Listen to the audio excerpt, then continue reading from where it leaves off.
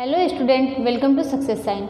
तो आप लोग पढ़ाई बहुत अच्छे से कर रहे होंगे। आप लोग जानते ही हैं कि हम लोगों के पास जो है वो समय बहुत कम है। और तो स्टार्ट करते हैं। हम लोगों को पढ़ना क्या है, जैसा कि हम लोग जान रहे हैं हम लोग क्या पढ़ रहे हैं इस टाइम, टेक्सटाइल को पढ़ रहे हैं ना।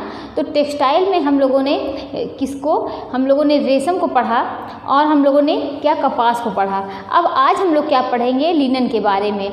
तो आप लोग जानते ही हैं कि लिनन क्या है। लिनन जो है ये जो क्या होता है कि हम लोगों ने जब कपास का चैप्टर पढ़ा था तभी हम लोगों ने ये जाना था कि जो लिनन है ना, ये क्या होता है कि लिनन का यूज़ जो है वो किचन में करने के लिए, मतलब अगर ये पूछा जाए किचन के लिए, रसोई घर के लिए कौन सा कपड़ा बेस्ट होता है, तो लिनन का कपड़ा जो होता है वो बेस्ट होता है।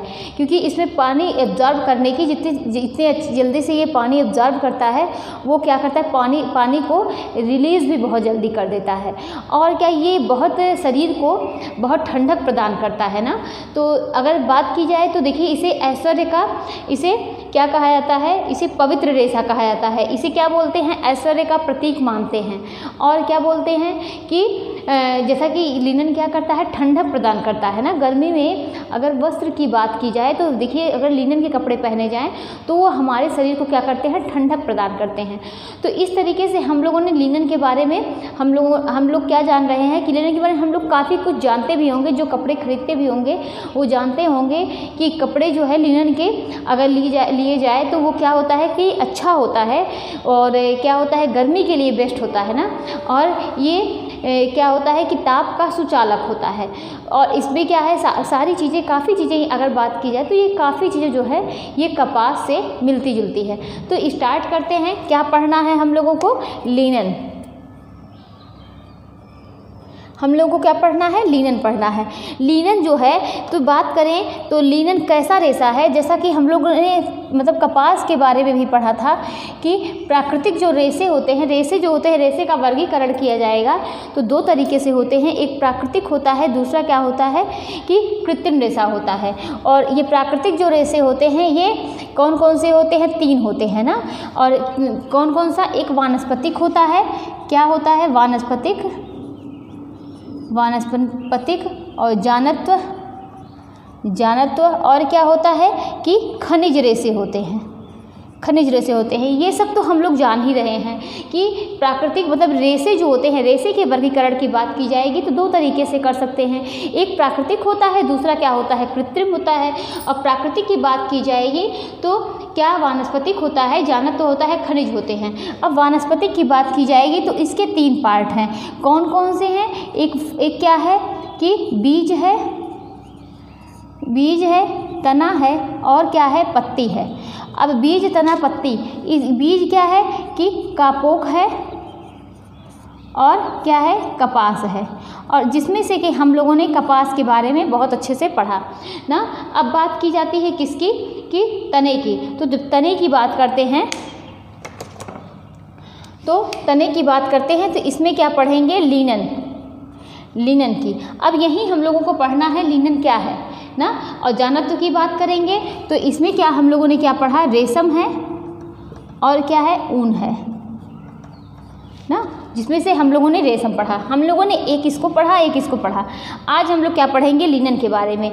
तो लिनन को हम लोग क्या कह सकते हैं कि देखिए, हम लोगों ने क्या बात की कि जो भी वानस्पतिक जगत के रेशे होंगे वो उसमें क्या, सेलुलोज की मात्रा होगी ना, वो क्या कहे जाएंगे, सेलुलोजिक रेशे।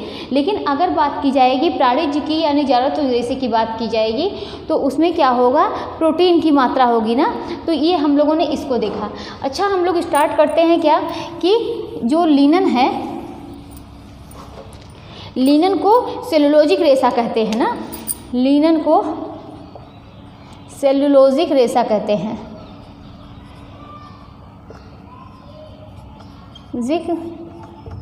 रेशा कहते हैं। और बात की जाए तो कपास को भी यही कहते हैं ना।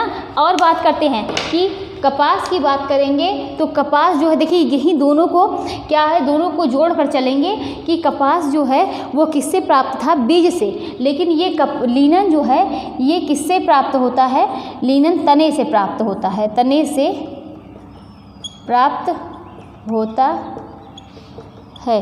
तो लिनन रेशा किससे प्राप्त होता है, तने से। और उसके लिए कपास के लिए उष्णकटिबंधीय जलवायु थी। इसके लिए जलवायु की बात करेंगे, जलवायु कौन सी होगी? समशीतोष्ण जलवायु होगी, समशीतोष्ण जलवायु होगी। तो किसके लिए कि कपास की बात करेंगे तो उसके लिए उष्णकटिबंधीय जलवायु, और इसके लिए क्या है कि समशीतोष्ण जलवायु होगी। और क्या कहते हैं लिनन को? लिनन को क्या बोलेंगे? इसे पवित्र रेशा कहते हैं। लिनन को पवित्र रेशा कहते हैं। और इसे क्या बोलते हैं? ये प्राचीन कला का मतलब प्राचीन कला का पवित्र रेशा है। और क्या है इसे? और क्या बोलते हैं? इसे ऐश्वर्य का प्रतीक मानते हैं, ऐश्वर्य का प्रतीक मानते हैं। इसे प्रतिष्ठा का सूचक भी कहते हैं। क्या कहते हैं लिनन को? प्रतिष्ठा का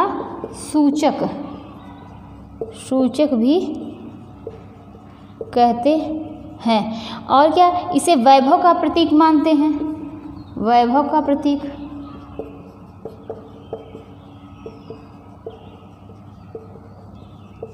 और क्या कहते हैं? शांति का भी प्रतीक कहते हैं।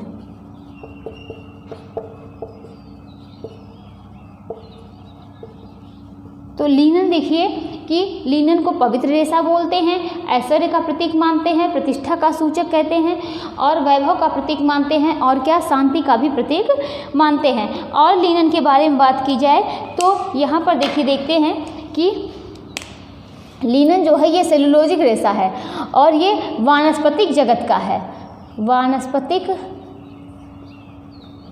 जगत का रेशा है।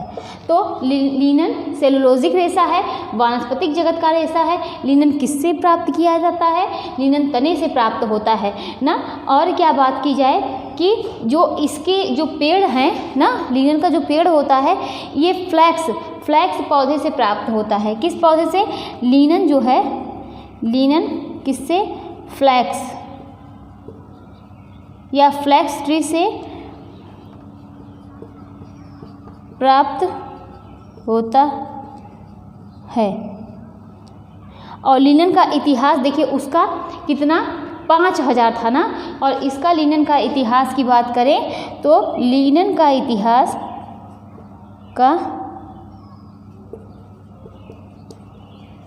इतिहास कितना? 10,000 वर्ष पुराना रेशा है, पुराना रेशा है। लिनन के पेड़ का रासायनिक नाम की बात करें तो लिनन के पेड़ का रासायनिक नाम यूसी टेडेसियम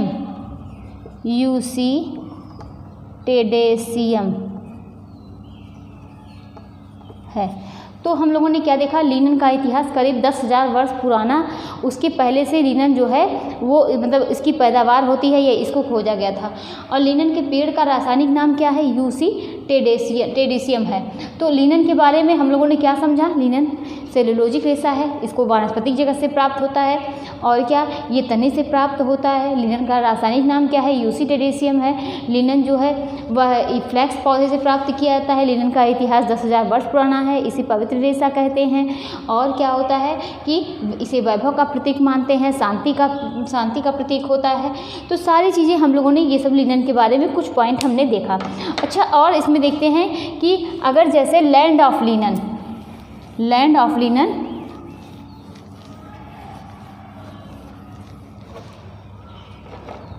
लैंड ऑफ लिनन क्या है?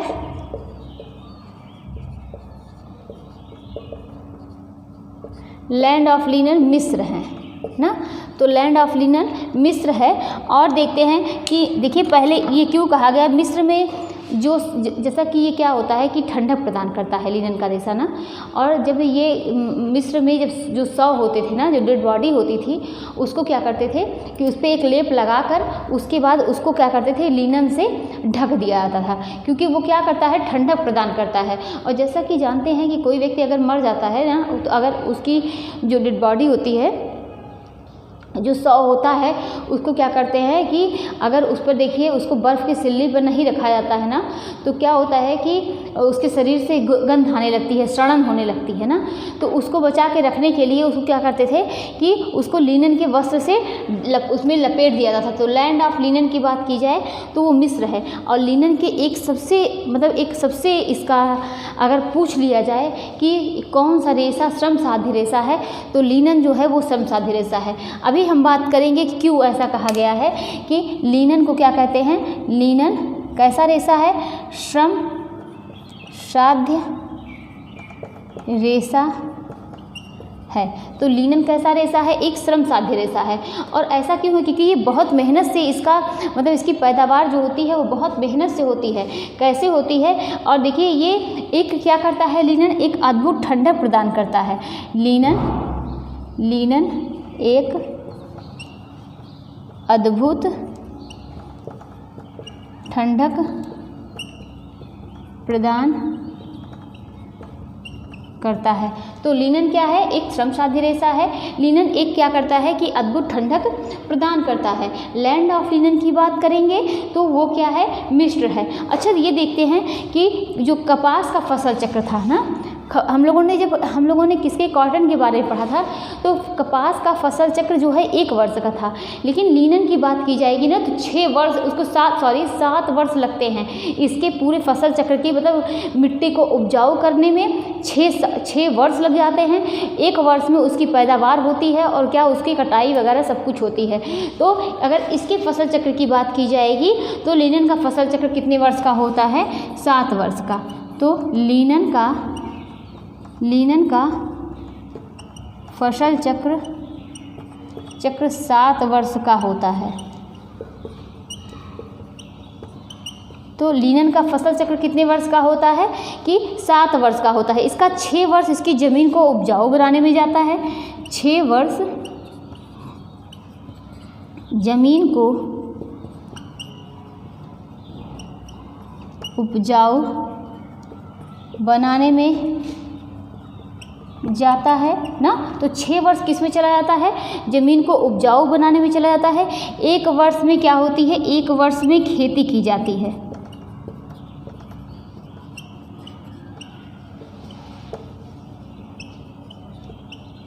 देखिए इसका कपास का फसल चक्र 1 वर्ष का था, लेकिन लिनन की बात करेंगे तो इसकी जो है इसका फसल चक्र 7 वर्ष का है, जिसमें से 6 वर्ष ज़मीन को उपजाऊ बनाने में चली जाती है। तो सोचिए मतलब इसको कितना, अगर कोई ज़मीन है, अगर उसमें लिनन का उत्पादन करना है, लिनन को बोना है ना, तो उसमें क्या करना पड़ेगा, उसको 6 वर्ष लग जाएंगे सिर्फ ज़मीन को उपजाऊ बनाने में। उसके बाद 1 वर्ष में क्या होती है, 1 वर्ष में खेती की जाती है। इसीलिए इसको इतना श्रम इसमें लगता है, इतनी मेहनत लगती है, इसीलिए इसको क्या बोलते हैं, श्रम साध्य रेशा बोलते हैं लिनन को।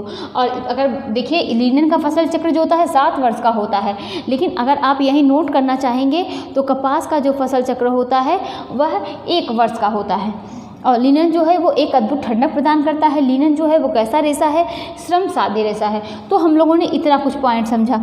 और इसमें क्या समझते हैं, रूस की बात करेंगे तो लिनन में क्या उत्पादन में रूस का जो है वो प्रथम स्थान है।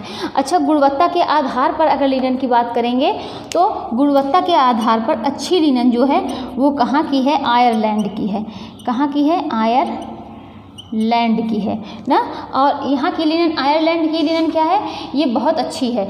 और आगे देखते हैं, जो देखिए लिनन का जो पेड़ होता है ना, आप इसको माइंड में एकदम सेट कर लीजिए, जैसे कि गन्ने का होता है ना, गन्ना होता है, बीच बीच में इस तरीके से होता है, ऐसे से ना, तो जो गांठ होती है गन्ना का, ऐसे ही क्या होता है सेम लिनन भी होता है। तो ये बीच बीच में जो गांठ होती है ना, इसमें क्या पाया जाता है, एक प्रकार का गोंद पाया जाता है, जिसको क्या बोलते हैं, पेक्टिन बोलते हैं। पेक्टिन पाया जाता है, पेक्टिन का एक प्रकार का गोंद है। और ये इस गांठ पर मतलब इस गांठ पर ये क्या होता है कि गांठ में रहता है, इस पर क्या होती है, इसको पीटा जाता है, तब क्या होता है कि ये सब मतलब इसमें से गोंद जो है वो निकल जाता है। तो देखिए मतलब ये क्या है, ये हम आपको समझाने के लिए बता रहे हैं कि लिनन का पेड़ इसी तरीके से जैसा कि गन्ना का होता है वैसे ही ये होता है। तो मतलब लिनन जो है इसका फसल चक्र 7 वर्ष का होता है। और लिनन जो है उसमें कैसा गोंद पाया जाता है, अगर ये भी पूछा जाए तो लिनन में कैसा गोंद पाया जाता है, पेक्टिन नाम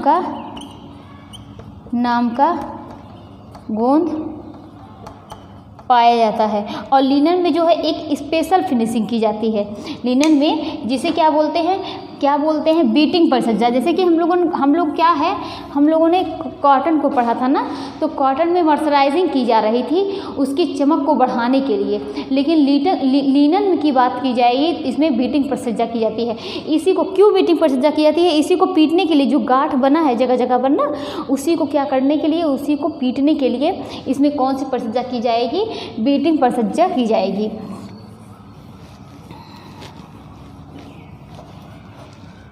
तो लिनन में क्या होता है, एक स्पेशल फिनिशिंग की जाती है जिसे बीटिंग परिसज्जा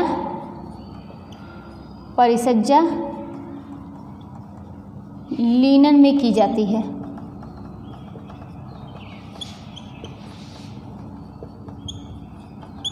लिनन में बीटिंग परिसज्जा की जाती है, जिससे क्या होती है, चमक बढ़ती है, चमक बढ़ती है। और हम लोगों ने जलवायु के बारे में समझा ही, इसके लिए समशीतोष्ण जलवायु की ज़रूरत पड़ती है। अच्छा, अब हम लोग क्या देखते हैं कि लिनन जो हम लोग क्या करते हैं, फ्लैक्स बोते हैं ना, तो फ्लैक्स के बोने के 2 उद्देश्य होते हैं।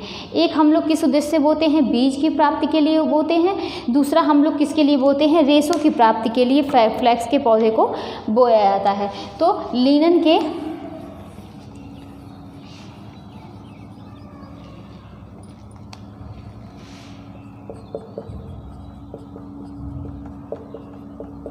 बोने के उद्देश्य, अब फ्लैक्स बोने के उद्देश्य क्या हैं, पहला क्या है, बीज प्राप्ति के लिए,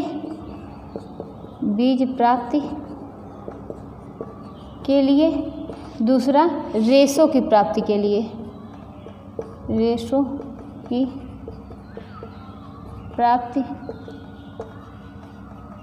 लिए, पहला बीज प्राप्ति के लिए, दूसरा रेशों की प्राप्ति के लिए। और इसके बीज के बोने का अगर बेस्ट मतलब मंथ देखेंगे तो वो मार्च अप्रैल का महीना अच्छा होता है। बीज को बोने का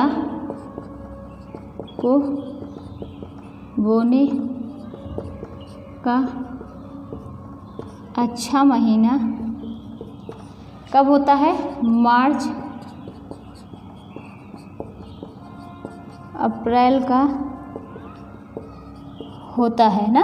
और बीज से क्या क्या प्राप्त किया जाता है, तेल और क्या, वार्निश और क्या, लिनसीड ऑयल। तो इसको जो है इस पर्पस से बोया जाता है बीज को। अच्छा, बात करते हैं रेशों की प्राप्ति के लिए। तो इसके लिए क्या होता है, देखिए रेशों की प्राप्ति के लिए इसमें जो मतलब इसको किससे प्राप्त करते हैं, इससे 2 प्रकार के फूल होते हैं। एक सफ़ेद फूल होता है, दूसरा क्या होता है, नीला फूल। और देखिए जो सफ़ेद फूल होता है, ये इससे क्या होते हैं, सफ़ेद फूल से निम्न गुणवत्ता वाले रेशे प्राप्त किए जाते हैं, निम्न गुणवत्ता वाले रेशे प्राप्त किए जाते हैं। तो सफ़ेद फूल से कैसे निम्न गुणवत्ता वाले रेशे प्राप्त किए जाते हैं। बात करते हैं नीला फूल की, तो नीला फूल से जो होता है वह इस फूल से उच्च गुणवत्ता वाले रेशे प्राप्त होते हैं, उच्च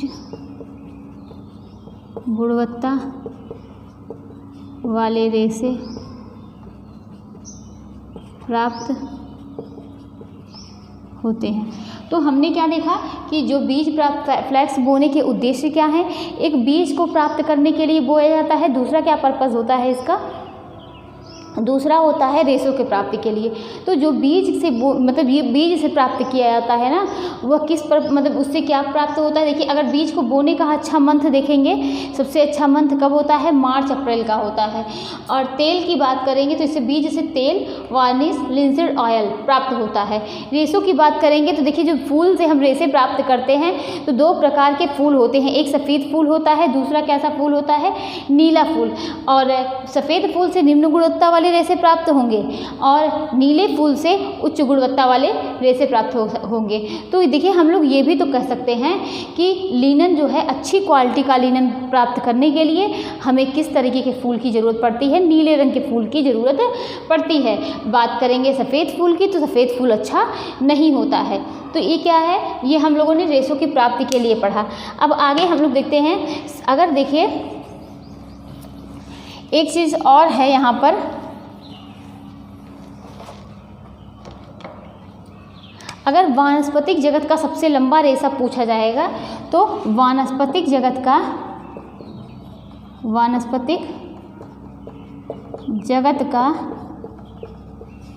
सबसे लंबा रेशा तो क्या कहेंगे, लिनन है। वानस्पतिक जगत का सबसे लंबा रेशा लिनन है। प्राकृतिक जगत का सबसे लंबा रेशा तो उसे क्या बोलेंगे, उसे रेशम बोलेंगे। प्राकृतिक जगत का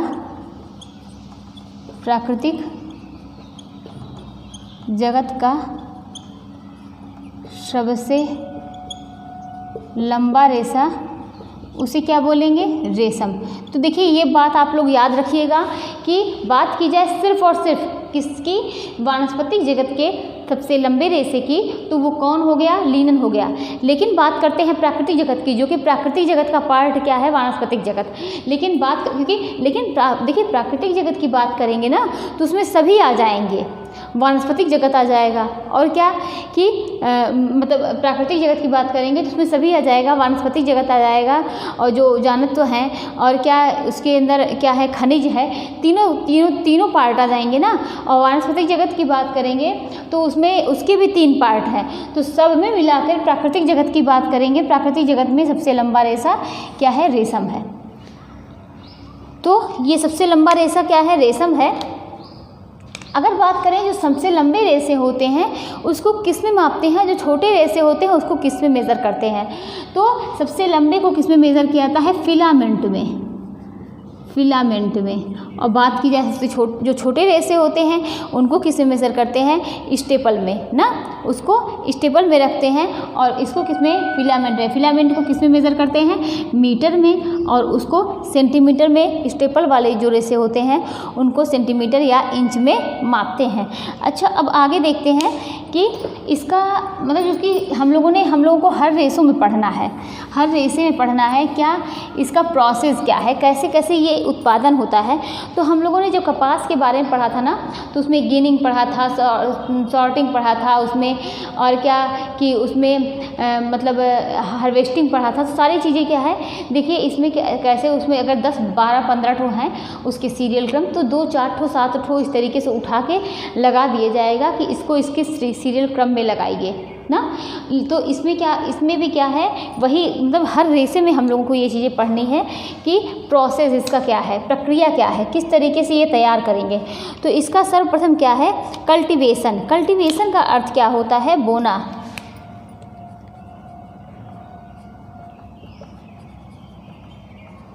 कल्टीवेशन का अर्थ क्या होता है, बोना। उसके बाद दूसरे नंबर पे क्या होगा, हार्वेस्टिंग। तो हार्वेस्टिंग का अर्थ क्या होता है कि इकट्ठा करना, यानी उसमें भी क्या था, हार्वेस्टिंग था, उसमें हम लोग बिनौले को इकट्ठा कर रहे थे। इसमें क्या करेंगे, तने को इकट्ठा करेंगे। तो हार्वेस्टिंग का अर्थ क्या होता है, इकट्ठा करना। अच्छा, अब तीसरे नंबर पे आते हैं। तीसरे नंबर के अर्थ क्या होता है, डाइंग एंड रिपलिंग।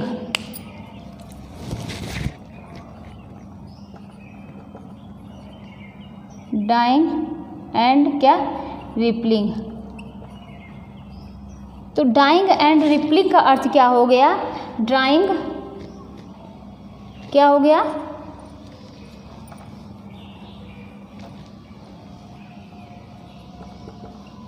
तो ड्राइंग एंड रिपलिंग यानी सुखाना और प्राकृतिक खमीरीकरण करना ना, वही हो गया कि सुखाना और क्या है कि और इसमें बात करेंगे प्राकृतिक खमीरीकरण। सुखाने के बाद उसे क्या करते हैं कि पेड़ के नीचे जहाँ पेड़ काटे हैं उसे क्या है प्रकृति में ही छोड़ देते हैं। वही क्या है जो ओस की बूंदें हो गई और ओस हो गया और क्या जो शीत वगैरह पड़ती है ना, तो इसी से क्या होगा कि वो प्राकृतिक खमीरीकृत होगा। तो सुखाना और क्या होता है, प्राकृतिक खमीरीकरण।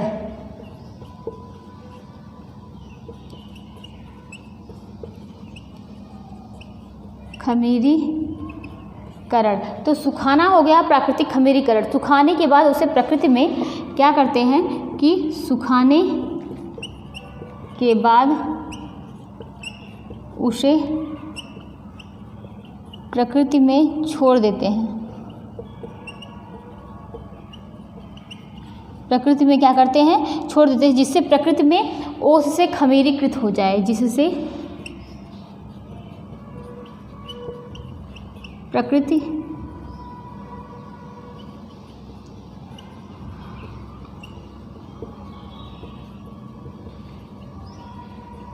खमीरीकृत। और उसके बाद क्या है कि रेटिंग ना, फिर क्या है रेटिंग। ये क्या हो गया कि रेटिंग हो गया। रेटिंग मतलब क्या होता है, गलाना, गलाना। उसके बाद 5वें नंबर पे क्या है कि ब्रेकिंग। ब्रेकिंग मतलब होता है तोड़ना।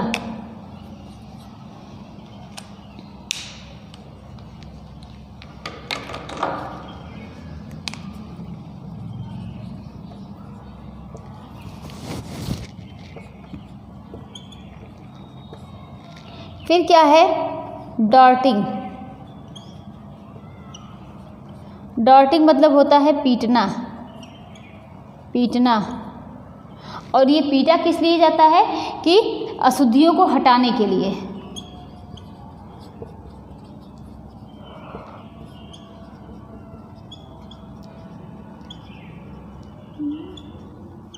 उसके बाद क्या है स्काउचिंग, अशुद्धियों को दूर करना।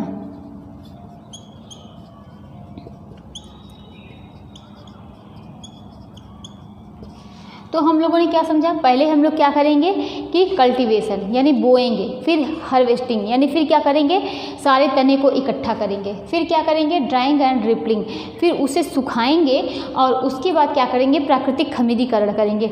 सुखाने के बाद उसे क्या करेंगे जहाँ पर पेड़ काटे हैं या कहीं पर उसे क्या करते हैं प्रकृति में मतलब खुले आसमान के नीचे बिल्कुल छोड़ देंगे, जिससे क्या होगा जो ओस वगैरह पड़ती है उससे वह क्या हो जाएगा खमीरीकृत हो जाएगा। तो उसमें क्या होगा कि जब वो खमीरीकृत मतलब क्या होता है कि कोई चीज़ काटने के बाद उसको धूप में छोड़ दीजिए तो कुछ सूख जाएंगे ना, सूख कर मतलब वो टूट जाएंगे, कुछ क्या होंगे कि ओस वगैरह से सड़ जाएंगे ना, तो फिर जो बचेंगे वही क्या किया जाता है जिससे प्रकृति और ओस के नीचे खमीरीकृत हो जाए। फिर क्या करेंगे ब्रेकिंग, फिर उसको जो मतलब जो उसको क्या करेंगे कि सारी चीज़ें साफ़ करने के बाद उसको तोड़ेंगे, तोड़ने के बाद क्या करेंगे उसको पीटेंगे। हमने क्या कहा था कि ये जो है इस तरीके से, तो यहाँ पर गांठ की तरह गन्ना है ना, तो उसको क्या करेंगे कि डॉर्टिंग मतलब पीटना, पीटेंगे, जिससे क्या होगा जो इसमें गंदगी है धूल मिट्टी कण ये सब क्या है स्काउचिंग अशुद्धियों को क्या करेंगे दूर करेंगे। अब ये इतना सारा प्रोसेस हो गया ना, इसको पीटेंगे तो ये क्या होगा यहाँ से ये फैल जाएगा और क्या होगा कि इसमें से फैलने के बाद जो गोंद होंगे ना, कौन सा गोंद होता है तो इसमें कौन सा गोंद रहेगा पैक्टिन नाम का। तो अब ये अशुद्धियाँ जो हैं वो हट जाएंगी, अशुद्धियाँ दूर हो जाएंगी। अब इसमें से जो रेसे निकले हैं उसको निकालने के बाद उसको क्या करेंगे कॉम्बिंग, मतलब कॉम्बिंग क्या करेंगे कंघी करेंगे। और हम लोगों ने कल कंघी करने का कॉम्बिंग करने का हम लोगों ने पढ़ा था ये किस लिए क्या आता है, जिससे रेसे जो हैं वो सुलझे हुए हों और समानांतर हो, क्या हो जिससे रेसे सुलझे हुए और समानांतर हो। यही लिख दे रहे हैं।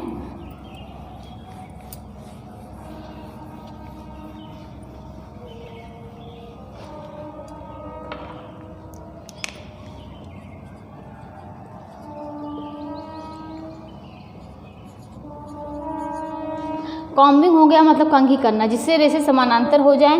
फिर हैकलिंग, टांगना, जिससे ये क्या है कि क्योंकि ये बहुत लंबे लंबे रेसे हैं ना, ये बहुत लंबा रेसा है, इसीलिए अगर आप इसको टांग कर, अभी देखिए कोई चीज़ रख के उसको सुलझाइए तो वो क्या है, ज़मीन पर रख के सुलझाइए तो वो नहीं सुलझेगा, लेकिन आप उसको इस तरीके से टांग दीजिए कोई चीज़, तब वो लंबा लंबा जो होगा उसको रेसे को उसको आपको सुलझाते हुए बनेगा।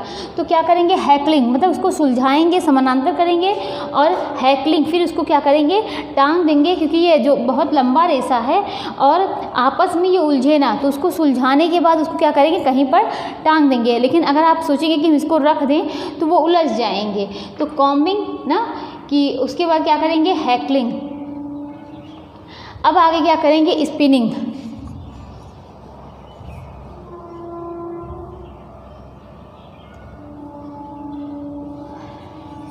स्पिनिंग का अर्थ क्या होता है, कताई करना।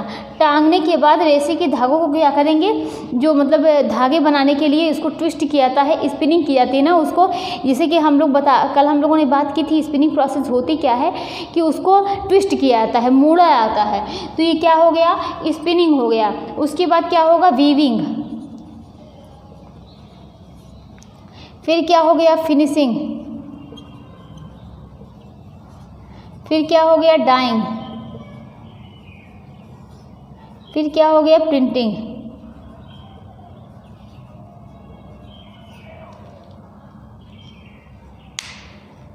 तो देखिए स्पिनिंग, उसको क्या करेंगे, धागा बनाएंगे ट्विस्ट करके, और इसको क्या करेंगे, लूम पर उसको चढ़ा देंगे। लूम पर क्या करेंगे, बुनाई करेंगे ना। वीविंग करते समय क्या तारा बाना का यूज़ किए थे, 2 प्रकार के धागे लिए जाते हैं, जिसमें से एक वार्प होता है, दूसरा क्या होता है, वेफ्ट होता है। तो उसको इस तरीके से लूम पर चढ़ा के उसको क्या करेंगे, उसकी बुनाई करेंगे, जिससे क्या होगा कि हमें ये कपड़ा प्राप्त होगा। फिर उस पर फिनिशिंग की जाती है ना, परिसज्जा की जाती है, जो उससे धूल मिट्टी कण होते हैं, मतलब इस तरीके से मशीन पर इस तरीके से बनाते बनाते वो गंदा हो जाता है। फिर फिनिशिंग करेंगे, फिर डाइंग करेंगे ना, फिर रंगाई करेंगे, यानी उसके बाद क्या होगा, प्रिंटिंग ना, उस पर छपाई होगी, प्रिंट होगा। तो ये क्या है, पूरा एक तरीके का प्रोसेस है, किसका, ये लिनन का। तो लिनन में हम लोगों ने क्या हुआ कि हमने कल्टीवेशन किया, बोना, फिर उसके बाद हार्वेस्टिंग, एकत्रित करना, किसको, तने को। फिर क्या किया, ड्राइंग एंड रिपलिंग, यानी सुखाया, रिपलिंग किया, प्राकृतिक खमीरीकृत किया, कि जहाँ से उसको काटा वहीं पर उसको छोड़ दिया। अब हम लोग एक चीज़ पढ़ेंगे, क्या है, रेटिंग, और ये इम्पॉर्टेंट है, ये क्वेश्चन आया हुआ है, गलाना। जो इसमें 4 तरीके की जो एक रेटिंग प्रक्रिया होती है ना, ये गलाना जो है, ये रेटिंग प्रक्रिया होती है, ये 4 होती है। तो रेटिंग 4 तरीके से होती है। तो रेटिंग प्रक्रिया कितने तरीके से होती है, 4 तरीके से होती है। पहला क्या है, पहला पानी में गलाना, दूसरा क्या है, पहला पानी में गलाना, दूसरा ओस में गलाना, ओस में गलाना, तीसरा क्या है, रासायनिक द्वारा।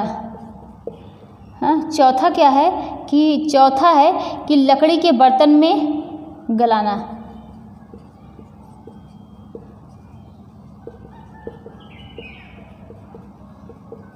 और लकड़ी के बर्तन में गलाने के लिए इसमें गर्म पानी का होना ज़रूरी है, और उसका कितना टेम्परेचर होना चाहिए, 70 से कितना 90 डिग्री सेल्सियस ना। उस पर क्या होता है कि इस पर मतलब रेसे को डाल दिया जाता है गर्म पानी में। लकड़ी के बर्तन रहेंगे उसमें ये इतने टेम्परेचर पर रहेगा, और उसमें क्या करेंगे, रेसे को डाल देंगे, 70 से 90 डिग्री सेल्सियस पर रहेगा। और जिससे क्या होगा, इसे किस विधि के नाम से जाना जाता है, यही सबसे इम्पॉर्टेंट है। इसे क्या बोलते हैं, पावनेल, इसे पावनेल मेथड कहते हैं। मेथड कहते हैं। तो ये हम लोगों ने समझा। पावनेल मेथड क्या है? लकड़ी के बर्तन में गर्म पानी में, वो भी कितना डिग्री सेल्सियस पे गर्म हो, 70 से 90 ना 70 से 90 डिग्री सेल्सियस तक पानी गर्म हो, उस पर क्या है कि ये क्या है कि पावनेल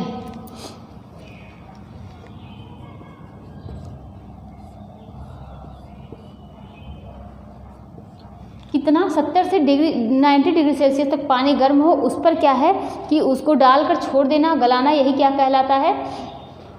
पावनेल मेथड कहलाता है। बात करते हैं रासायनिक द्वारा, तो कौन सी इसमें रासायनिक विधि का यूज़ होता है, कौन से रसायन का यूज़ होता है जिसमें क्या होता है कि इसको रेसे को गलाया जाता है? तो वो रसायन क्या है? वो रसायन है ऑक्जेलिक एसिड और कास्टिक सोडा। क्या है? ऑक्जेलिक एसिड,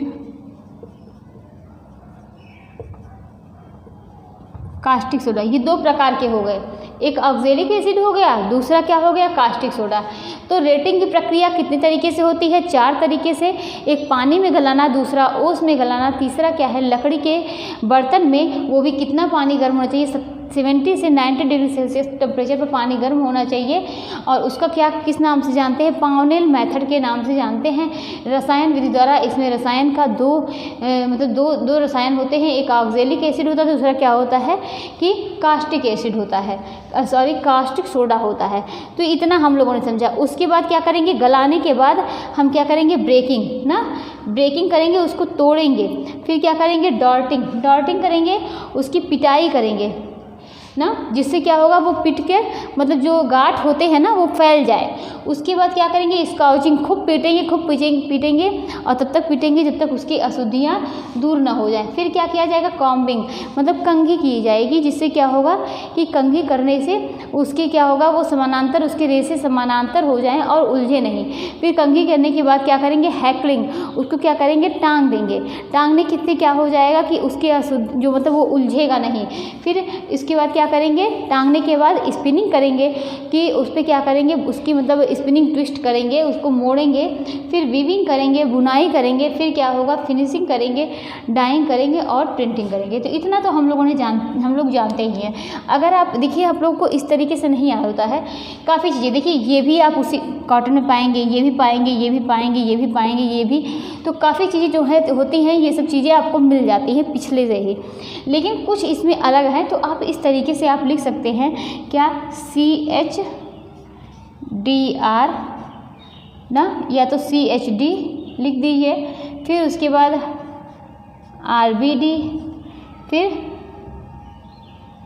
CHS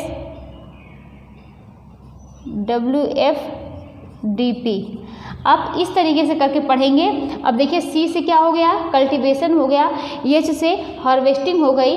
D से क्या हो गई? ड्राइंग एंड रिपलिंग हो गई। R से क्या हो गई? रेटिंग। B से ब्रेकिंग। D से डॉटिंग स्काउचिंग। C से क्या हो गया? कॉम्बिंग। H से क्या हो गया? हैकलिंग। और S से क्या हो गया? स्पिनिंग। W से वीविंग। F से क्या हो गया? फिनिशिंग। और D से डाइंग और P से प्रिंटिंग। इस तरीके से करके पढ़ेंगे तो आप लोगों को क्या होगा कि आसानी से याद हो जाएगा। तो ये क्या है? लिनन बनाने का एक प्रक्रिया है, एक विधि है। इस तरीके से वो तैयार होता है। अच्छा, अब आगे क्या देखते हैं कि कुछ पॉइंट लिनन के बारे में और देखते हैं। देखिए ये सब सारे पॉइंट जो हैं इसके इम्पॉर्टेंट हैं, तो आप लोग ज़रूर से ज़रूर इसको अपने नोट्स, इसकी एक नोट्स बनाइए और जिसमें आप लोग लिख लीजिए, और कि जिससे, क्योंकि क्वेश्चन जो है यहीं से बनते हैं। तो लिनन में और क्या देखेंगे कि लिनन के रेसे की लंबाई कितनी है? लिनन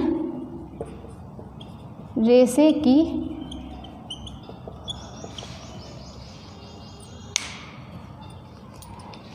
कितनी? 10 से 20 इंच होती है। लिनन रेशे की लंबाई 10 से 20 इंच होती है। वानस्पतिक जगत का अगर बात की जाए तो हम लोगों ने पढ़ा कि वानस्पतिक जगत का सबसे लंबा और मजबूत रेशा क्या है, लिनन है। लेकिन अगर यही वानस्पतिक जगत न कह के आपसे प्राकृतिक जगत पूछ लिया जाए तो प्राकृतिक जगत का सबसे लंबा रेशा क्या होता है कि रेशम होता है। लेकिन इसको किस में रखते हैं, लंबे रेशे को फिलामेंट में रखते हैं, छोटे रेशे को स्टेपल में।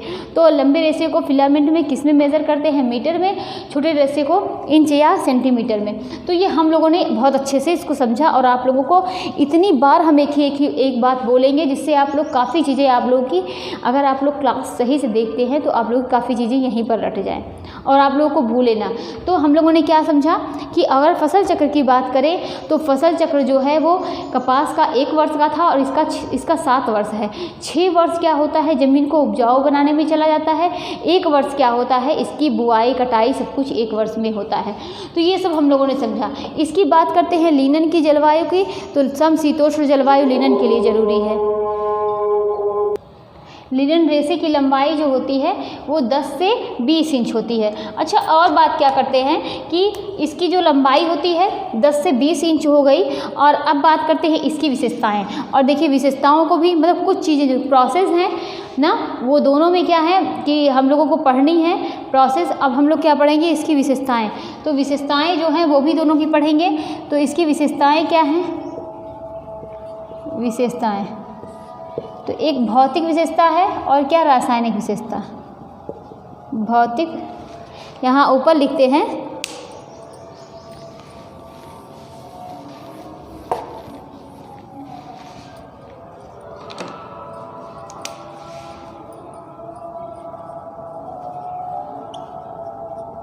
तो पहले हम लोग क्या पढ़ेंगे, भौतिक विशेषताएं।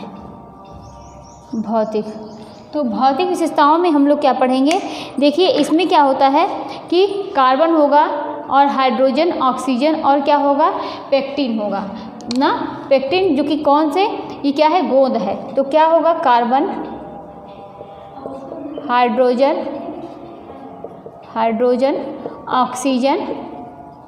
ऑक्सीजन और क्या पाया जाएगा, पेक्टिन। और पेक्टिन क्या है, एक गोंद है। जो गांठ इसमें लिनन में, फ्लैक्स में जो गांठ होती है उसको जो मतलब इसकी पिटाई की जाती है, उसको पीटते हैं ना, तो इसमें क्या होता है कि पेक्टिन नाम का क्या पाया जाता है, गोंद पाया जाता है।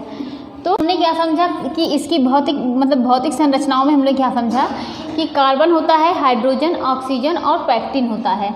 अच्छा, बात करते हैं क्या कि इसमें जो होती है सेल्यूलोज की मात्रा कितनी होती है, इसमें सेल्यूलोज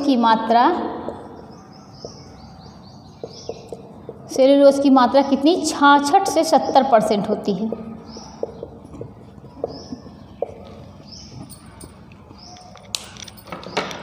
उसके बाद 66 से 70% इसमें सेल्यूलोज की मात्रा होती है। अब पानी की मात्रा को देखेंगे कि पानी की मात्रा जो होती है ना वो कितनी होती है, 7% पानी होता है इसमें। कितना, 7% इसमें पानी होता है। पेक्टिन की मात्रा की बात की जाए तो पेक्टिन की मात्रा कितनी होती है, 25% यानी 25% होती है। बाकी जो होती है अशुद्धियाँ होती हैं। अशुद्धियाँ जो धूल हो गए, मिट्टी के कण हो गए, ये सब क्या होते हैं, 7 से 8% होते हैं। 7 से 8 बोल दीजिए, या तो 5 से 8 होते हैं। और ये क्या होते हैं, ये कितने, अगर पूछा जाए ये मतलब कि ये जो लिनन होता है ये कितना % इसमें पानी एब्जॉर्ब करता है, तो 7% जो होता है ना ये पानी एब्जॉर्ब करता है, पानी एब्जॉर्ब करता है। तो 7% क्या होता है कि पानी को एब्जॉर्ब करता है।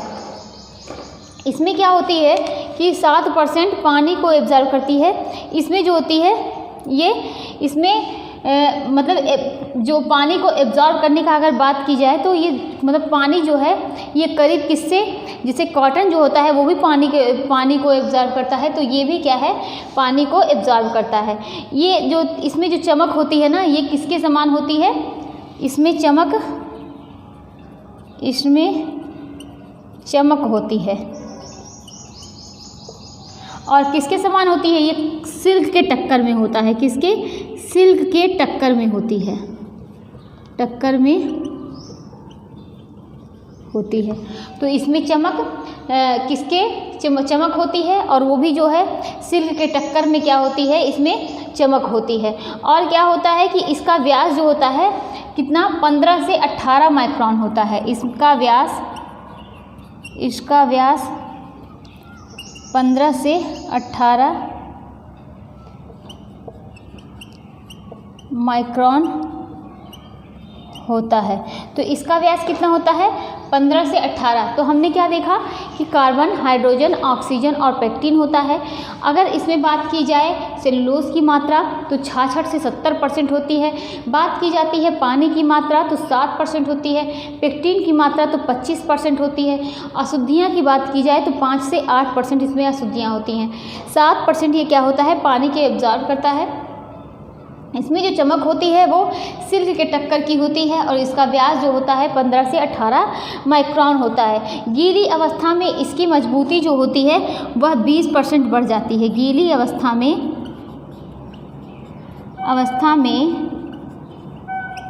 मजबूती कितनी बढ़ जाती है, कितनी 20% बढ़ जाती है। तो गीली अवस्था में देखिए, गीली अवस्था में कॉटन की भी मजबूती बढ़ रही थी और गीली अवस्था में इसकी भी मजबूती बढ़ रही थी ना। तो गीली अवस्था में इसकी मजबूती बढ़ जाती है। देखिए इसमें क्या होती है, फफूंदी लगती है, लेकिन क्या होते हैं, कीड़े नहीं लगते।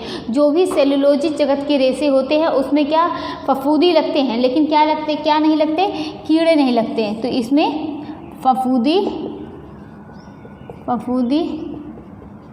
लगती है, क्या नहीं लगते, कीड़े नहीं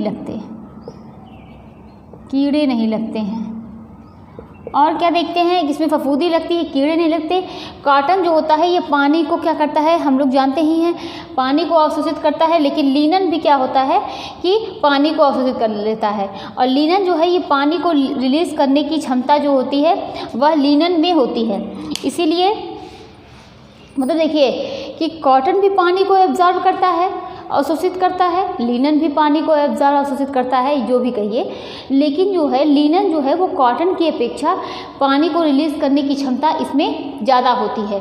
पानी को रिलीज़ करने की क्षमता किसमें, लिनन में ज़्यादा होती है। तो इतना हम लोगों ने समझा ना कि कितना इसका व्यास 15 से 18 माइक्रोन। गीली अवस्था में मजबूती 20% बढ़ जाती है। फफूंदी जो है लगती है, लेकिन कीड़े इस पर नहीं लगते। जो भी प्रोटीन जगत के रेशे होंगे उस पर क्या होंगे, उस पर कीड़े लगते हैं ना। और आगे देखते हैं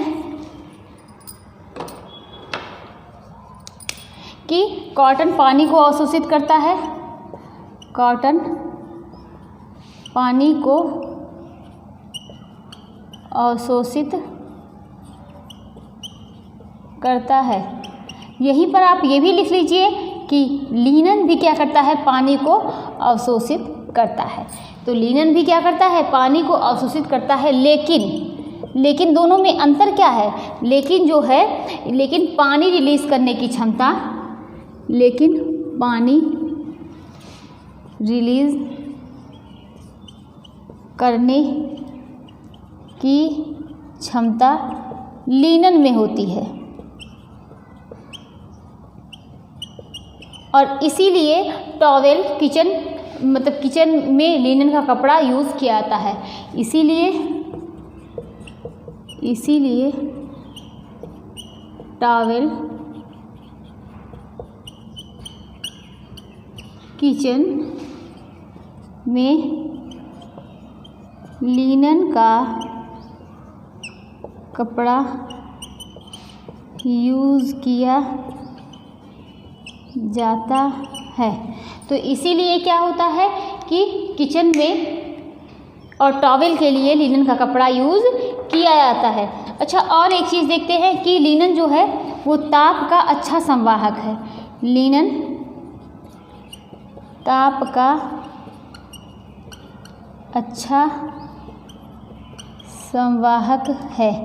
इस रेशे का रंग कैसा होता है, पीला होता है। इस रेशे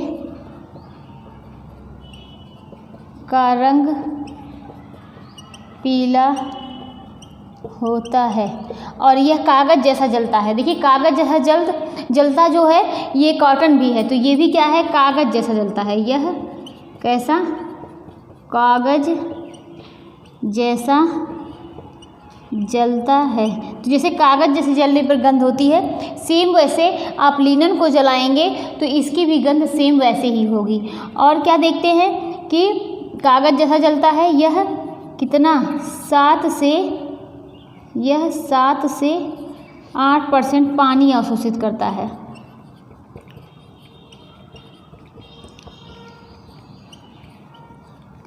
अवशोषित करता है। और अगर बात की जाए तो जलने पर इसकी लौ जो होती है, कॉटन की लौ जो थी वो भी पीले रंग की थी ना, और इसकी भी लौ कैसी होगी? पीले रंग की। तो जलने पर लौ कैसी होगी? पीले रंग की होती है। अब लिनन में परिसज्जा की बात करेंगे तो कैसी परिसज्जा, कौन सी परिसज्जा होगी? तो बीटिंग परिसज्जा होगी। कौन सी परिसज्जा? लिनन में कौन सी?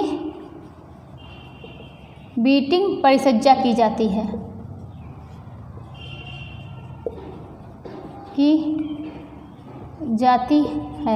और ये क्यों की जाती है? मतलब जो रेशे होते हैं उनको चपटा करने के लिए। जैसे कि ये लिनन का पेड़ है ना, और ये जो क्या है, गांठ है, इसी को क्या मार कर चपटा करने के लिए चपटा करते हैं। और इसी वजह से कौन सी परिसज्जा की जाती है? बीटिंग परिसज्जा की जाती है। अच्छा, और देखते हैं लिनन में विद्युत संवाहकता होती है ना। लिनन में विद्युत क्या संवाहकता होती है। तो लिनन में विद्युत संवाहकता होती है। तो देखिए एक चीज़ इसमें यहीं पर और बहुत इम्पॉर्टेंट है, यहीं पर आप इसको समझ लीजिए कि लिनन में हमने क्या कहा कि विद्युत संवाहकता होती है, लेकिन जिस रेशे में विद्युत संवाहकता होती है, यहीं पर लिखिए कि जिस रेशे में क्या होता है? विद्युत संवाहकता होती है, उसमें क्या नहीं होता है?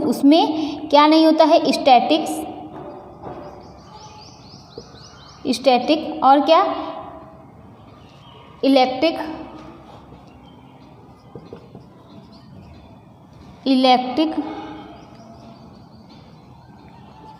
इलेक्ट्रिक और क्या कि कंडक्टिविटी।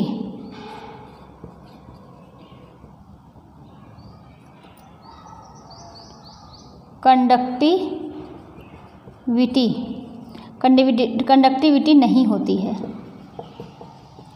अब ये जो है क्या होता है? स्थैतिक विद्युत संवाहकता। ये स्टैटिक क्या है? स्थैतिक है ना। स्थैतिक विद्युत संवाहकता ये क्या होती है? नहीं होती है।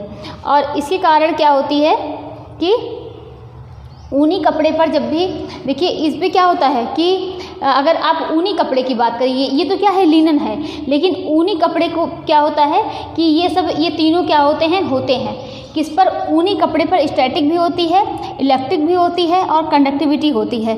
तो जब आप वूलन कपड़े जो होते हैं, ऊनी कपड़े पर आप हाथ फेरेंगे तो चिंगारी आएगी। लेकिन बात करते हैं लिनन की, तो लिनन हो गया, कॉटन हो गया, इन सब पे क्या आप हाथ फेरते हैं तो देखिए चिंगारी आती है? नहीं ना। तो आप यहीं पर देखिए, ये बहुत ही इम्पॉर्टेंट है। एक बार फिर से इसको समझ लीजिए कि लिनन में बीटिंग परिसज्जा की जाती है। किस लिए की जाती है? रेशे को चपटा करने के लिए, इसमें चमक भी लाने के लिए लिनन में बीटिंग परिसज्जा की जाती है।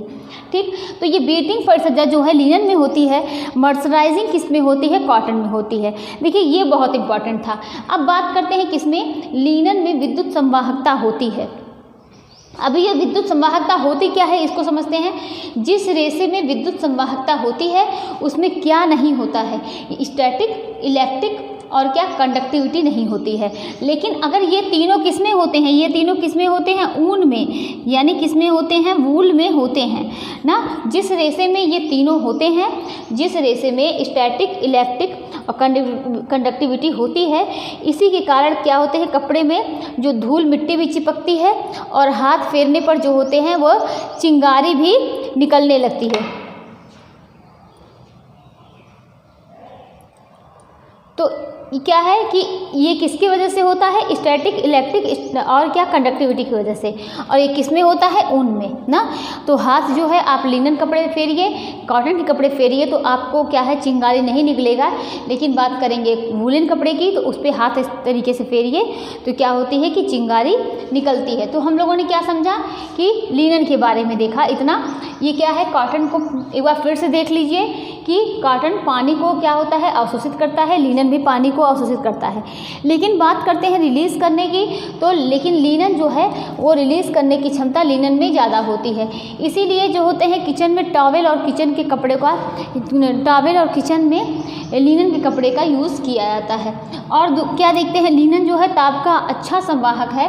इस रेशे का रंग पीला होता है। जब आप इसको जलाते हैं तो कैसी कि कागज़ के जैसी जलने की गंध आती है। और इसकी लौ कैसी होती है, पीली होती है ना। और यह जो 7 से 8% पानी को अवशोषित कर लेता है। लिनन में कौन सी प्रसज्जा, कौन सी फिनिशिंग की जाती है, बीटिंग फिनिशिंग की जाती है। लिनन में विद्युत संवाहकता होती है। जिस रेशे में विद्युत संवाहकता होती है उसमें स्टैटिक, इलेक्ट्रिक और कंडक्टिविटी नहीं होती है। वूलन में ये तीनों होने की वजह से उस पर हाथ फेरने से क्या होता है, चिंगारी आती है, निकलती है। तो ये क्या हो गया, इसकी भौतिक विशेषताएं हो गई। अच्छा, अब आगे क्या देखते हैं, यहीं पर इसकी क्या देखते हैं कि रासायनिक विशेषताएं देखते हैं ना।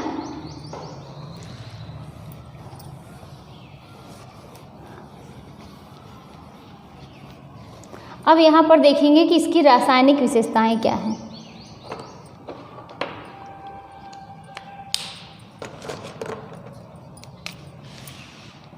रासायनिक,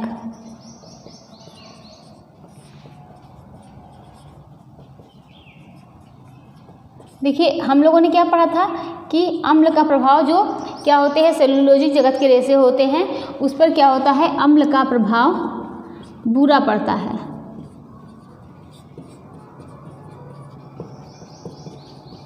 बात करते हैं किसकी, क्षार का प्रभाव। क्षार का प्रभाव अच्छा होता है। तो अम्ल का प्रभाव बुरा पड़ता है, क्षार का प्रभाव क्या होता है, अच्छा होता है।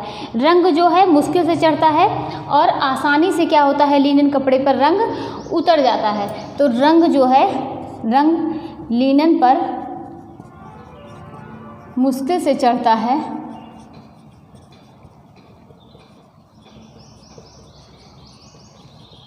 और आसानी से उतर जाता है। तो रंग जो है कि लिनन पर मुश्किल से चढ़ता है और आसानी से क्या होता है कि उतर जाता है। इसमें जो है घरेलू ब्लीच की जाती है। इसमें ये हम लोगों ने कॉटन में भी पढ़ा था, इसमें क्या होता है कि घरेलू ब्लीच की जाती है। अब ये घरेलू ब्लीच कौन सी है, कौन सी है घरेलू bleach, sodium hydrochloride, sodium hydrochloride. तो ये क्या है, घरेलू ब्लीच है जो कि क्या की जाती है, लिनन पर की जाती है, तो ये क्या, सोडियम हाइड्रोक्लोराइड ब्लीच की जाती है। और पसीने का प्रभाव जो होता है इस पर बुरा पड़ता है। पसीने का प्रभाव बुरा पड़ता है, पसीने का प्रभाव बुरा पड़ता है। रंग को पक्का करने के लिए ये रंग को पहले देखते हैं कि ताप का क्या है, तो सुचालक ना। और रंग को पक्का करने के लिए नमक और फिटकरी के घोल में डीप करते हैं। नमक फिटकरी के घोल में डालते हैं या डीप करते हैं। तो ये क्या हो गया कि ये रासायनिक हो गया ना। सारी चीज़ें हम लोगों ने इसके बारे में पढ़ी। क्या होता है कि अम्ल का प्रभाव बुरा, क्षार का प्रभाव जो होता है इस पर अच्छा होता है। और क्या होता है कि रंग जो है लिनन पर मुश्किल से चढ़ता है। लेकिन बात करते हैं किसकी, कि रंग जो है लिनन पर मुश्किल से चढ़ता है और आसानी से क्या होता है, उतरता है। और ये सब चीज़ें देखिए कि काफ़ी चीज़ें जो है कपास से यानी कॉटन से मिलती जुलती हैं। इस पर जो है घरेलू ब्लीच होता है, सोडियम हाइड्रोक्लोराइड की मतलब इसमें घरेलू ब्लीच होती है। और क्या होती है, पसीने का प्रभाव जो होता है वो बुरा पड़ता है, ताप का जो है वो सुचालक होता है, और रंग को पक्का करने के लिए नमक फिटकरी के घोल में डालते हैं। तो ये क्या हो गया कि इसकी रासायनिक विशेषताएं यानी लिनन की रासायनिक विशेषताएं हो गई। अच्छा, अब कुछ इसमें और पॉइंट नोट करते हैं। अब ज़्यादा नहीं बचा हुआ है लिनन में, तो कुछ और इसमें नोट करते हैं कि फ्लैक्स के जो छोटे तंतु होते हैं ना, जो फ्लैक्स के छोटे तंतु होते हैं उनको क्या बोलते हैं, टो बोलते हैं। टो किसको बोलते हैं, फ्लैक्स के छोटे तंतु को। फ्लैक्स के छोटे तंतु को कहते हैं, फ्लैक्स के छोटे तंतु को क्या कहते हैं, टो कहते हैं। लाइन जो है, लाइन फ्लैक्स के बड़े तंतु को कहते हैं, लाइन फ्लैक्स के बड़े तंतु को कहते हैं। सूक्ष्मदर्शी संरचना से लिनन को देखने पर ये जो है गांठदार और बेलनाकार होगी। सूक्ष्मदर्शी संरचना से देखने पर यह गांठदार और कैसी होगी, बेलनाकार होगी, अनुप्रस्थ काट कैसी होती है इसकी, बहुकोणीय होती है। अनुप्रस्थ काट बहुकोणीय।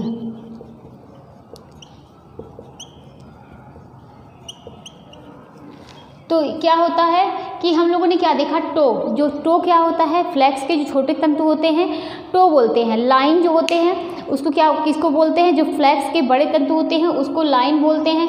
सूक्ष्मदर्शी संरचना से देखने पर यह गांठदार और क्या बेलनाकार होती है। इसकी अनुप्रस्थ काट कैसी होती है, बहुकोणीय होती है। अच्छा, एक चीज़ और है जो कि बहुत इम्पॉर्टेंट है, वो भी देख लीजिए। ये मडापोलम क्या है, मडापोलम। तो देखिए मडापोलम क्या होता है, ये क्या है, ये देखिए अगर आपसे मतलब बताया जाए तो मडापोलम क्या है, ये सूती कपड़ा होता है, लेकिन इसकी जो बुनावट होती है ना लिनन की तरह, कैसी इसकी बुनाई कैसी होती है, लिनन की तरह होती है।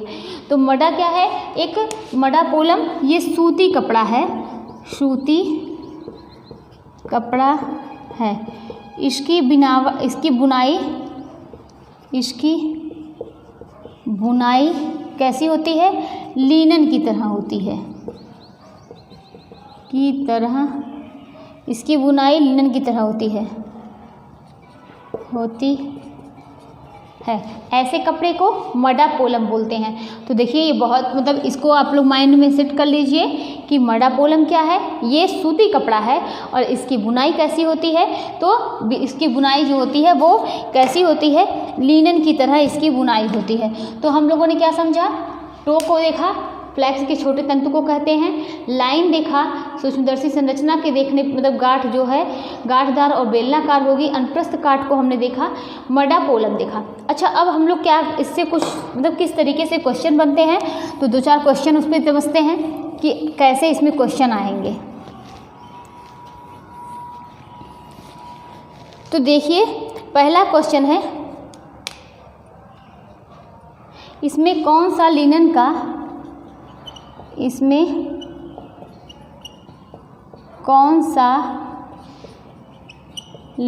का पर्यावरणीय लाभ है। तो इसमें कौन सा लिनन का पर्यावरणीय लाभ है, पहला है कि भारी उर्वरकों की आवश्यकता होती है, भारी उर्वरकों की आवश्यकता होती है, भारी उर्वरकों की आवश्यकता होती है। न्यूनतम जल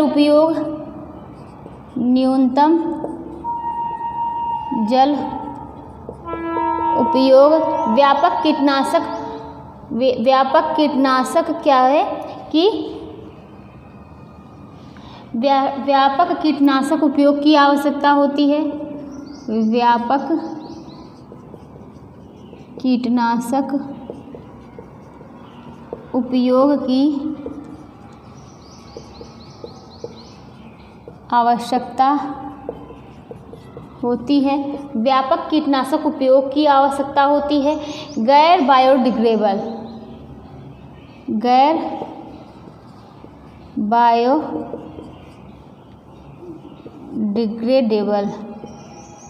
तो इसमें से कौन सा ऑप्शन सही होगा? इसमें जो है कौन सा ऑप्शन सही हो जाएगा कि इसमें क्या है, इसमें कौन सा लिनन का पर्यावरणीय लाभ है? तो इसमें क्या है, न्यूनतम जल उपयोग होता है। अच्छा, अब नेक्स्ट क्वेश्चन देखते हैं कि लिनन के रेशों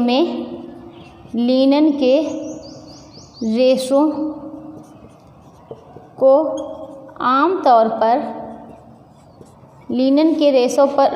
आमतौर पर इस प्रकार से काटा जाता है।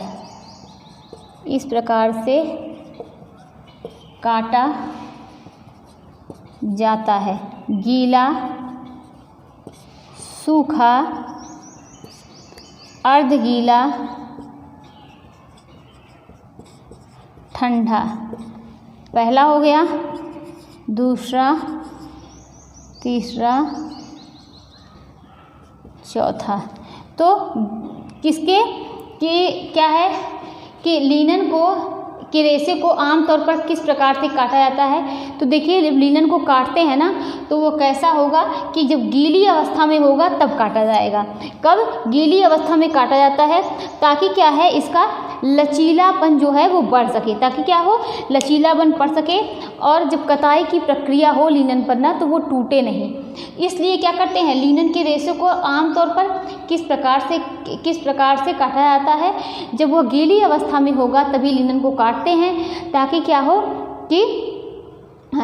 हो सके कि गीली अवस्था में काटा जाता है ताकि उसका लचीलापन बढ़ सके और क्या है कि उसको कताई की प्रक्रिया में वह जो है टूटे ना। तो इसी वजह से उसको गीली अवस्था में काटते हैं। तो ये अब और देखते हैं इसमें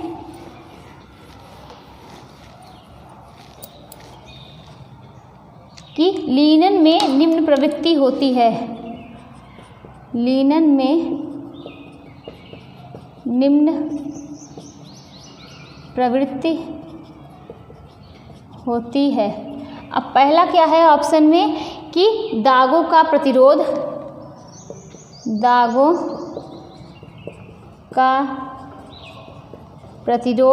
सेकंड क्या देखते हैं कि झुर्रियों का प्रतिरोध।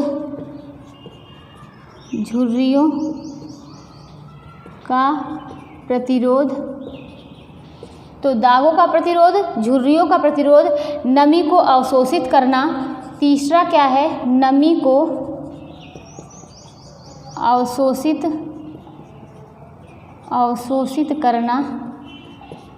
अवशोषित करना। चौथा हम क्या देखेंगे कि आकार बनाए रखना।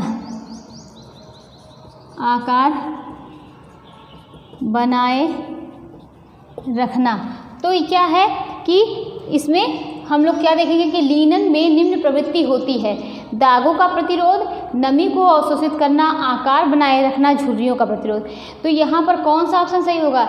यहाँ पर जो दूसरा होगा वो सही हो जाएगा, झुर्रियों का प्रतिरोध ना। लिनन का जो सबसे पहला मतलब क्या है कि झुर्रियों का प्रतिरोध है। तो इसके बारे में पहले ये देखते हैं कि जो झुर्रियाँ होती हैं ये स्वतः उसमें क्या होती हैं, लिनन में पड़ जाती हैं। अभी हम इसको और समझेंगे कि लिनन में कैसी प्रवृत्ति होती है, झुर्रियों का प्रतिरोध होता है। अब आगे और देखते हैं कि लिनन का सबसे पहला उपयोग निम्नलिखित के लिए किया गया था। लिनन का सबसे पहला उपयोग निम्नलिखित के लिए किया गया था। तो लिनन का सबसे पहला उपयोग किसके लिए किया गया था? निम्नलिखित के लिए क्या हो गया था कि किया गया था। पहला क्या है कि पाल का कपड़ा, पाल का कपड़ा। दूसरा क्या है? धार्मिक वस्त्र, धार्मिक वस्त्र। तीसरा क्या ऑप्शन है कि मजदूरों के लिए कपड़े, मजदूरों के लिए कपड़े। चौथा ऑप्शन क्या है? कालीन।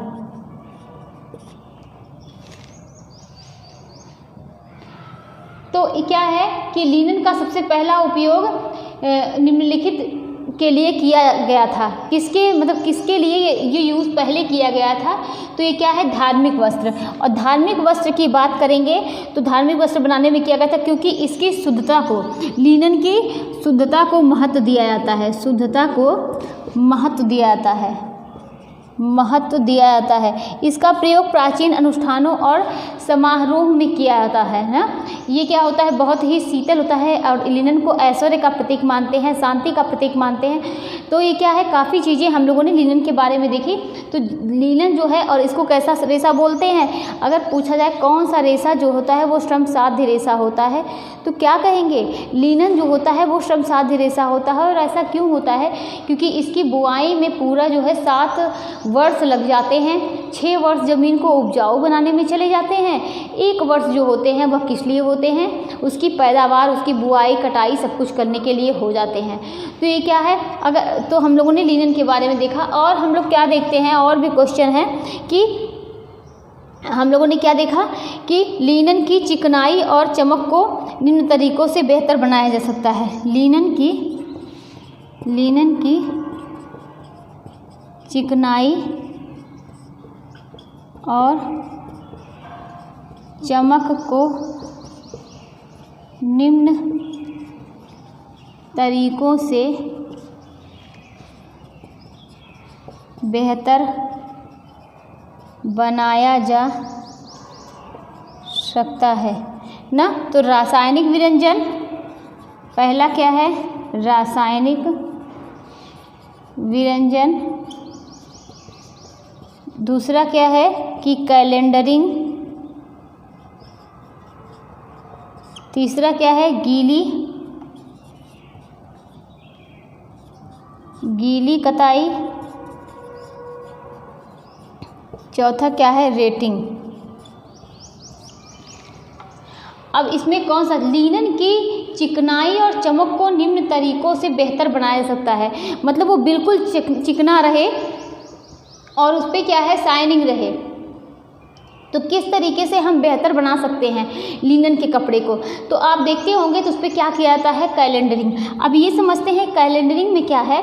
ये क्या है? एक परिष्करण प्रक्रिया है ना, जो गर्म रोलर से क्या किया जाता है कि गर्म रोलर से लिनन के ऊपर, लिनन से क्या होता है? उसको गुजारा जाता है या उस पर क्या होता है? प्रेस किया जाता है, लिनन को पास कराया जाता है, जिससे क्या होती है? चिकनाई और चमक जो होती है उसमें सुधार लाया जा सके ना। तो लिनन में क्या होती है? कैलेंडरिंग की परिचर्या की जाती है।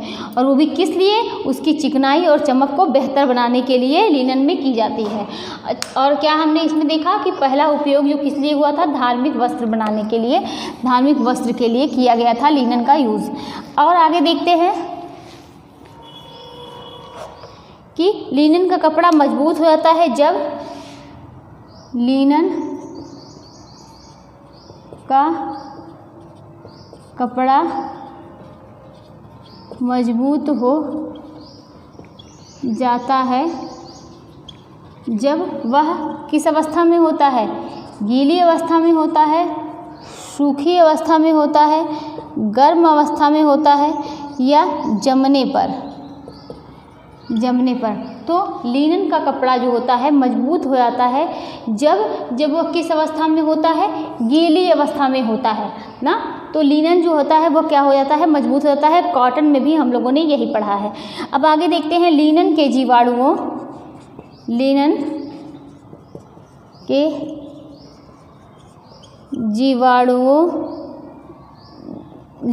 जीवाणु रोधी गुण इसे निम्नलिखित के लिए उपयुक्त बनाते हैं। निम्नलिखित के लिए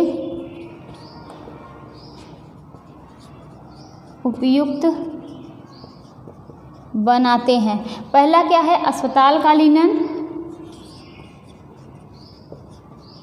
अस्पताल का लिनन। दूसरा क्या है कि स्विमसूट, कालीन, थर्मल वियर, थर्मल वियर। तो ये क्या होता है? लिनन जो होता है ना, लिनन का कपड़ा, ये संक्रमण रोधी को क्या करता है? लिनन जो है ये संक्रमण रोधी के क्या? संक्रमण रोधी के जोखिम को कम करने में मदद करता है, कम करने में मदद करता है।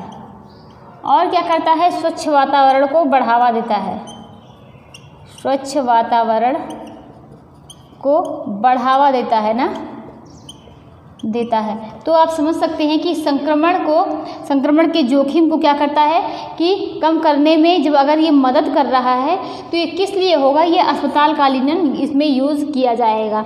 तो हमने क्या समझा कि लिनन का कपड़ा किस स्थिति में मजबूत हो जाता है? जब वह गीली अवस्था में होता है। हम लोगों ने देखिए लिनन के क्वेश्चन इसी तरीके से बनते हैं, या इसका जो होता है इसका हम लोगों ने प्रोसेस मतलब इसकी प्रक्रिया देखी कैसे बनाने की होती है, तो उसका उस तरीके से ये क्वेश्चन पूछा जा सकता है। अच्छा, हम लोग एक बार रिवाइज करते हैं। तो लिनन के बारे में हम लोगों ने क्या पढ़ा? लिनन के बारे में क्या पढ़ा? ये कैसा रेशा है? श्रम साध्य रेशा है, श्रम साध्य रेशा है। इसमें कौन सा गोंद पाया जाता है? पेक्टिन गोंद पाया जाता है। वो भी इसकी मात्रा कितनी थी? 20 से 25% ना। और इसमें क्या होता है? ये सेल्यूलोजिक जगत का रेशा है, सेल्यूलोजिक रेशा है। और क्या रेशा है कि प्राकृतिक रेशा है, प्राकृतिक रेशा है ना। और क्या है? ये वानस्पतिक जगत का सबसे लंबा रेशा है ना, वानस्पतिक जगत का लंबा रेशा है ना। और क्या होती है? किस पे कौन सी परिसज्जा होती है कि बीटिंग परिसज्जा होती है ना। और वो भी किस लिए? जो इसमें पेक्टिन नाम का गोंद होता है वही क्या होता है? उसी को या रेशे को फैलाने के लिए इसमें क्या होती है कि बीटिंग परिसज्जा की जाती है। लिनन जो होता है किससे प्राप्त होता है? तो इसका जो होता है ये किससे प्राप्त होता है? तने से प्राप्त होता है। लिनन का जो जलवायु होती है वो कैसी होती है? समशीतोष्ण जलवायु होती है ना। और लैंड ऑफ लिनन को किस नाम से जानते हैं? मिस्र में क्या होता है कि जो शव होते हैं उनको लिनन के कपड़े से क्या होता है? लपेटा जाता है। और लिनन की बात करेंगे, और इसमें लिनन में हम लोगों ने क्या समझा कि ये कि समशीतोष्ण जलवायु है। अच्छा, इसका हम लोगों ने क्या पढ़ा कि इसकी जो मतलब इसकी पैदा करने के लिए, इसकी पैदावार करने के लिए कितना समय लगता है? तो कितना? 7 वर्ष लगते हैं। 6 वर्ष क्या करते हैं? 6 वर्ष जमीन को उपजाऊ बनाने में लगते हैं, जमीन को उपजाऊ बनाने में लगते हैं, और 1 वर्ष पैदावार में ना। और क्या होता है कि लिनन जो होता है ये इतना हम लोगों ने लिनन के बारे में देखा। और ये क्या? इसको ऐश्वर्य का प्रतीक माना गया है, ऐश्वर्य का प्रतीक। और क्या? शांति का ना। तो ये सब चीज़ें क्या हैं? लिनन के बारे में हम लोगों ने देखी। जो लिनन जो होता है ये ठंडा रेशा है ना, इसे श्रम साध्य रेशा बोलते हैं, श्रम साध्य रेशा बोलते हैं। और ये क्या है? शीतलता प्रदान करता है। किचन में इस कपड़े का यूज़ किया जाता है, टॉवेल में भी लिनन के कपड़े का यूज़ किया जाता है। और हम लोगों ने लिनन में क्या देखा कि तो हम लोगों ने इस तरीके से लिनन के बारे में अगर देखा तो हम लोगों ने क्या कि अम्ल का प्रभाव बुरा, क्षार का प्रभाव ना अच्छा पड़ता है लिनन के ऊपर, पसीने का प्रभाव क्या होता है, बुरा पड़ता है, इससे क्या होता है, कलर उड़ जाता है। इसके रंग को पक्का करने के लिए किस में डालते हैं, नमक और फिटकरी में डालते हैं, फिटकरी में डालते हैं ना। तो हम लोगों ने काफ़ी चीज़ें क्या हैं लिनन के बारे में पढ़ी। लिनन किस अवस्था में मजबूत हो जाता है, तो गीली अवस्था में। तो ये क्या है पूरा लिनन के बारे में आज जो है कि एक रेशा और समाप्त होता है और हम लोगों ने लिनन के बारे में पूरा पढ़ा। आप लोगों को अगर इसमें कुछ भी ना समझ में आया हो तो आप लोग कमेंट करके ज़रूर पूछिएगा, कि जिससे जो है आप लोगों को हम बता सकें कि वैसे भी इसमें जो हम पढ़ा रहे हैं, चाहे वो लिनन हो चाहे वो कॉटन हो, उसमें कोई भी चीज़ ऐसा कुछ छूटा हुआ नहीं है। क्वेश्चन देखिए बनेंगे तो यहीं से बनेंगे और कहीं अदर से नहीं बनेंगे, चाहे यही से आपके क्वेश्चन बनने हैं। और इसी से जो आप लोग जितना हम पढ़ा रहे हैं लिनन से, इतने से ही अगर आप लोगों ने सही से समझ लिया तो इसके बाहर से क्वेश्चन नहीं बनने वाले हैं। ठीक है, तो आप लोग 1-2 बार इसको पढ़िए और अच्छे से 2-4 बार पढ़ेंगे तो आप लोगों को समझ में आ जाएगा। तो आज की क्लास यहीं तक थी, मिलते हैं कल किसी और नए टॉपिक के साथ। Thank you.